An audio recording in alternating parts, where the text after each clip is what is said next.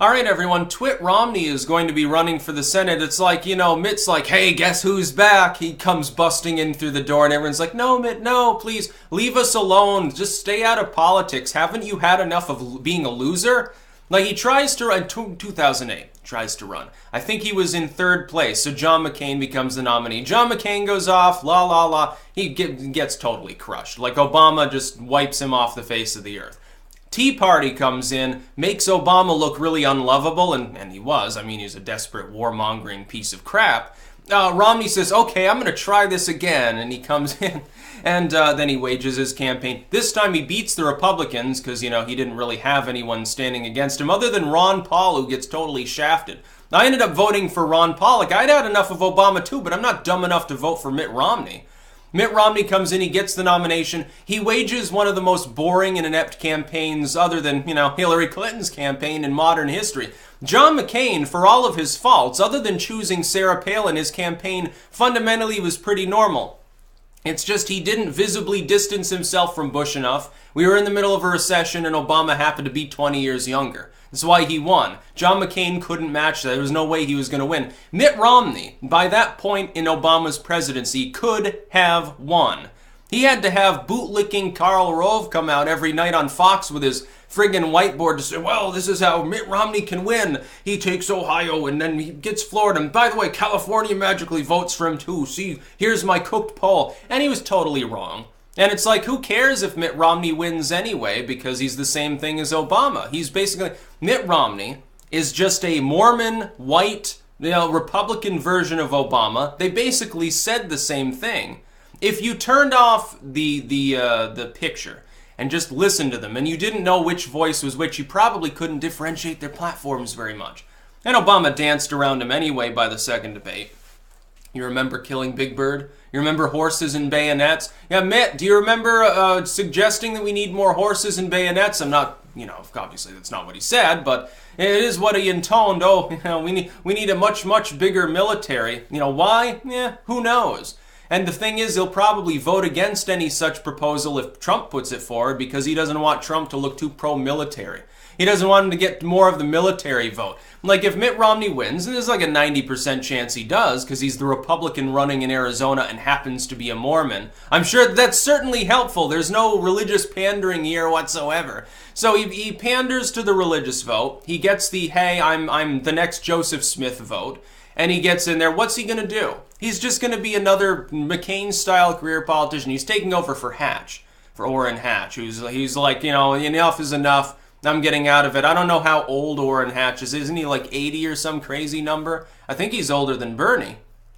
I'm sure that he's definitely an old man, but he's, I think, getting up there. Mitt Romney is going to spend the next term or two playing little senator. He was Governor Mitt and candidate Mitt, and he's like, well, I want another accolade. I want to be a little bit more famous. So when I die, maybe they'll put my bust in the Salt Lake City Park or something like that.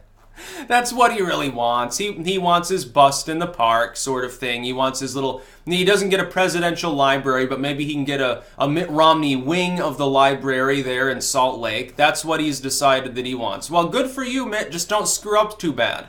I don't have much hope for that. See, if I were in Arizona, I certainly wouldn't vote for him. He's a tool. He's just a warmongering, boring fucking tool. A total neocon, a corporate, sucker. That's all he knows how to do. What did he do for a living before he got into politics at all? He flipped businesses. His business model is, hey, there's a failing business. I can get it for rock bottom prices. I slap a new coat of paint on it, fire everyone, hire a new manager. They hire a new staff. I turn around and sell the business. Now I've rebranded it. I gave it a new name and a new slogan. So basically a little bit of brand control, and he flips these businesses, sometimes making, absolutely monstrous sums of money. Now, I don't, fault him for that. He had a good business model. He certainly did well. He's a billionaire. So no fault on him for that, but, doesn't exactly give you the experience necessary to run an economy. I prefer maybe Donald Trump's brand of billionaire. He actually had to fucking build something. He actually had to make something new. Think of a new brand. He didn't just get to rip off some old brand in a formulaic pattern in order to flip businesses. I think Shiva was using the example of meth clinics. Something, he flipped meth clinics in order to make his money. It was a little bit more than that, but there were, I think, Certain of the businesses that he flipped, I think, now have totally failed, if I remember correctly. Like, he just basically, he jettisons the business, he sells it off, makes his profit, and then, you know, I guess he probably writes off the original investment as a business expense. So he doesn't even have to pay much in the way of taxes. He's a total tax dodger as well. And I think he does offshoring too, so I don't even think he pays the U.S. Tax rate on most of the stuff that he holds. Yeah, he's got a car elevator and stuff. He's like, oh, you know, look at how rustic and wonderful it is with your little rain ponchos. You remember that? Like the last time he appeared during the election in 2012 against Obama. I think the last time I actually saw anything from him was weeks before the end of the election. It was that poncho incident where he was at the, I think, a racing track, and it was raining. And, you know, he has this really expensive, like a Gucci poncho or something. And he's like, oh, you know, look at how wonderful the design on your ponchos. You know, I can't remember exactly what he said, but it was total cringe. And that's Mitt Romney. And then afterwards, he disappears for a couple days. It's traditional for a candidate for high office to disappear for a couple days when they lose, sometimes a couple years, like Al Gore. That was a reprieve. It was wonderful that he did that. He's a pro-censorship idiot.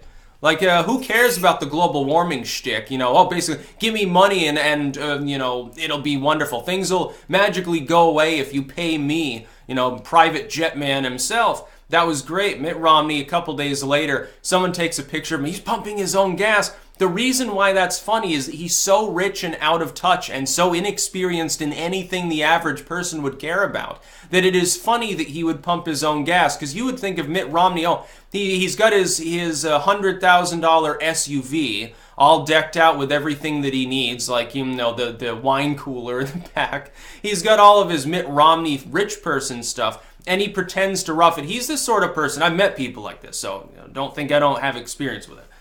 He's the kind of person who strikes me as the kind of individual who would put on a flannel shirt. Now, it'd be something that they got from like Duluth Trading. It wouldn't exactly be something they picked up in Kmart. They slap on the blue jeans and the flannel shirt and they go ATVing and they think that they're country boy. They're roughing it. They literally role play. I've seen people like this before. I've seen people, you know, 7-figure families from, you know, some tourist enclave, some tax haven, who have made absolutely morbid amounts of money. They come to like Vermont and they buy their mansion. They buy their 7 or 8 bedroom, you know, roughing it style home up in the mountains somewhere on 40, 50 acres of land. And they walk around and they say, well, I'm using a weed whacker. Aren't I a total American redneck? Ha ha, they'll drink a Budweiser and they think it's like hilarious. Meanwhile, their ATV, you know, how much that cost. They have their little bikes and everything else. Their home probably costs $2-3 million. The piece of land probably costs $2-3 million. They're roughing it. They're country people. They're just normal, everyday, rubish, rustic individuals. That's what Mitt Romney probably does. Go out in the woods and you see him, and he's got his camper. The camper's probably bigger than the average house. And he's like, wow, you know, I've got the gas stove. Wow, this is so authentic and backwoodsy. You know, he goes into his backyard that's probably, you know, 100 acres or something. He's got some trees out there. He thinks it's the middle of the woods. Like, he would come to the woods here, like, he would think that the woods behind my home, where basically any direction you walk in, you go a mile, you hit a road of some sort, or someone's property, he would think that that was like the middle of fucking nowhere. He'd probably get lost up in there and starve to death. He doesn't know what he's talking about. I have nothing but disrespect for Mitt Romney. He's a terrible person. He was a terrible candidate, allowed Obama to win, not that it really mattered much. The biggest sin for him was shafting Ron Paul right along with the RNC. Like, they scripted the results of their own, you know, bickering there at the convention. Literally, they scripted the votes. The result of the votes were scripted. Basically, as unanimous consent to go forward with Mitt Romney as the candidate. And no, say, you know, half a dozen people who actually are pledged to Ron Paul. No, say 100 more people that, you know, are getting bussed around the venue over and over. They're not even allowed to be seated. Yeah, that's a little bit of a problem. It was very, very funny to watch the proceedings at the time. It was an outrage, really. This was the Republican Party resisting change and then losing. Well, good riddance to the people like Mitt Romney, but now he's going to end up in the Senate. And he's going to be a thorn in the side of any form of progress. He's going to be an old guard Republican. On most issues, he's just a regular, boring, neocon, warmongering asshat. That's really what Mitt Romney stands for. I'm not surprised that in John McCain's state he's favored to do very, very well. It's almost to the point where a halfway decent reformist Democrat would probably be better than Mitt Romney to have in the Senate. Odd enough as though it makes, that's one Republican seat that they should hope that they lose. If you want real reform within the GOP, look, you got to think long-term strategy. The Democrats think using wedge issues is really, really great on a state-to-state midterm basis. Long-term, it's going to screw them because that sort of thing is declining in popularity. The GOP is thinking short-term. They're thinking with the little head right now. They're going to blow their load too quickly. They're thinking, oh, well, we need to keep the Senate, so we need Mitt Romney. We'll need Mitt Romney in that seat. No, you don't. Long term, you need to kick people like him out of the party, even if it means suffering a loss or two here and there. Work on some other race. Chip away at the Democrats somewhere where some sane, decent candidate is running. Forsake Mitt Romney. They won't because he's a big money player, though. He can fund a bunch of other campaigns. He's almost as rich as Donald Trump. The dude's got billions of dollars. I think Trump is richer, at least on paper, like most of his wealth is tied up in properties that would have to be liquidated. They'd have to be sold off in order to gain access to the money, and I think you'd get taxed on that total, too. Now, it's probably a larger amount, but it's a little harder to gain access to it. Meanwhile, Romney's like, oh, yeah, I stashed it in the Cayman Islands.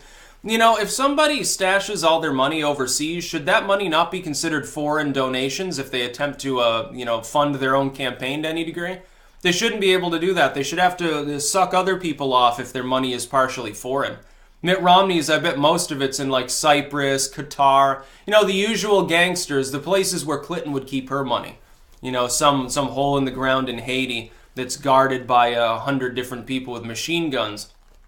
The drug den, it's basically where Clinton keeps her wealth tied up. It's interesting to watch, though. Somebody like Mitt Romney, who was considered at the time when he was running, he was considered really far right. Oh, look at this horrible racist conservative. Now all of a sudden he's sort of tolerable to people in the Democratic Party. Like, oh, yeah, ha ha ha, Mitt Romney said something about Trump, therefore we love Mitt Romney. They've done this with Bush.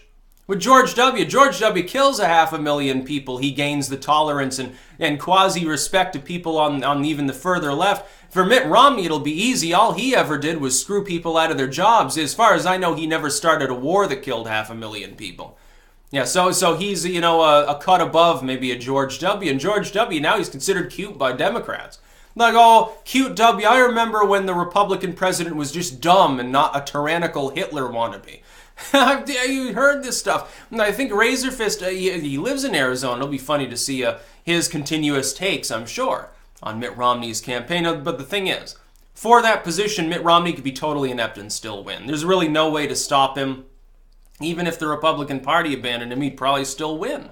That's a problem. So it'll be Senator Romney. Oh, yeah, it's going to be a wonderful time. I can't wait till he gets up in front of the Senate and speaks, makes a fool of himself, and still gets applause because he happens to be Mitt Romney. That's what's going to happen. He's going to probably try to stand in the way of Trump. He'll be another McConnell. He'll be with the McConnell people, trust me. Trump probably won't give him the light of day. But the thing is, he wouldn't ask Trump for help in an Arizona race. He would, if he was running in Massachusetts, maybe he would. In a state like Arizona, probably not. Because Arizona was more lukewarm in their support of Trump. He didn't get it by as big a margin there. Rust Belt politicians, they want Trump to come over and campaign for him. Not so much in the southwestern states or in California. That's about all. Peace out.